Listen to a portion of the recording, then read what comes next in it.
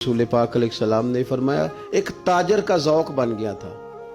ताजर का कि कोई बंदा उधार ले जाएगा ना, अगर वो तंग दस्त हुआ तो मैंने मोहलत देनी है, कोई नहीं आ जाएंगे। कोई तो खैर का काम ज़हन में आया ना, हुजूर फरमाते उसका इंतकाल हुआ, अल्लाह की बारगाह में जब वो पेश किया जाएगा ना तो रब फरमाएगा इसे जन्नत में ले जाओ।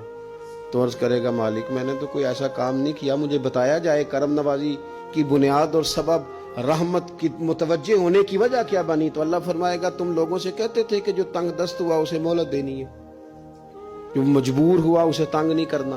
मैं कहता था तो अल्लाह फरमाएगा तुम मेरे बंदों पे आसानी करता था, मैं तेरे ऊपर ना करूं।